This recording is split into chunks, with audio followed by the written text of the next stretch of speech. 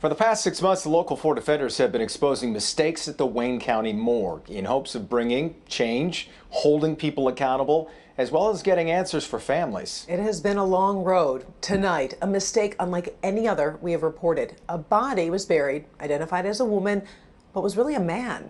Come to find out, it's another morgue mistake.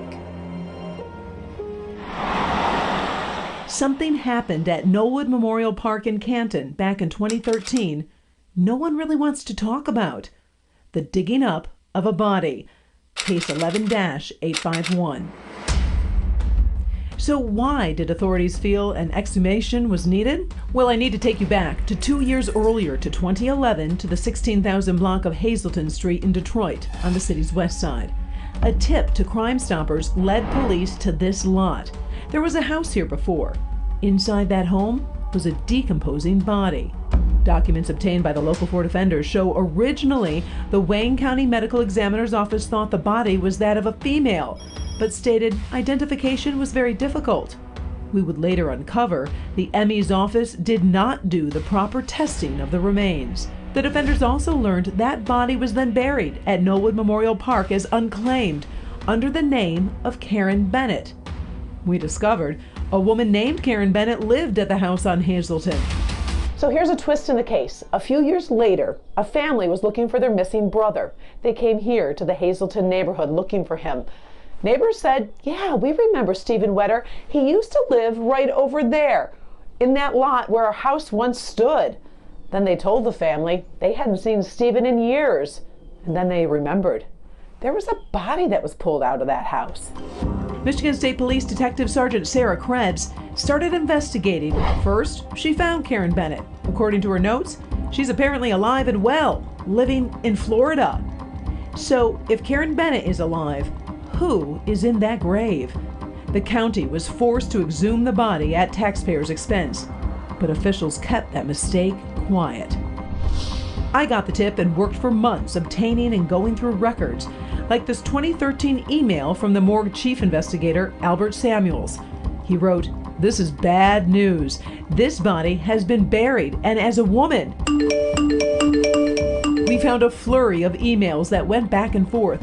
Detective Sergeant Krebs wrote, "It is not intended to media release, as some of the details can and will be damaging to the Wayne County Morgue." In another email, Krebs stated, "We were both shaking our heads. They are going to have to exhume him." October of 2013, the body is exhumed.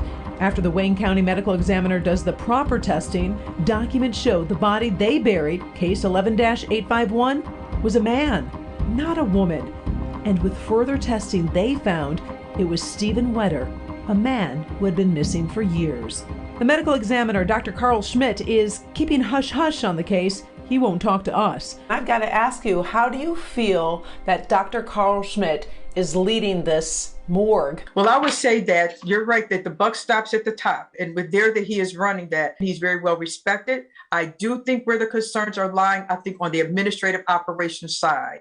Michigan Medicine issued this statement, reading in part, "The body of Stephen Wetter was misidentified after his death in 2011, after some critical steps were not taken by morgue officials. We regret the mistakes made in this case and are committed to maintaining higher standards of care and practice." While this case did not occur under the guidance of U of M Medicine, the local 4 defenders have exposed many other cases the past 6 months that all occurred under the leadership of U of M Medicine. U of M Medicine gets paid $31 million for a 5-year contract. Are they worth all that money? When U of M was selected to this contract, they were really the only game in town, the only party had expressed interest in doing so. We feel it is prudent for us, and we are doing that, exploring, are there other potential partners now? Stephen Wetter's case is now closed, but there's still an uneasy feeling when you go back to Knollwood Cemetery, wondering, did the morgue make other mistakes? Are other bodies misidentified?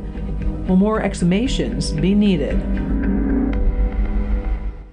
Stephen Wetter's family didn't want to go on camera to talk about the mix-up at the morgue, and Karen Bennett has not responded, Jason, to our interview requests. But what a mess. Just incredible how this keeps on evolving. I heard it, you mentioned in there was a 5-year contract with Michigan Medicine. When does that expire? Well, that ends in September, and you can imagine there are a lot of eyes on this to see, is the county actually going to keep them in charge, pay them $6 million a year?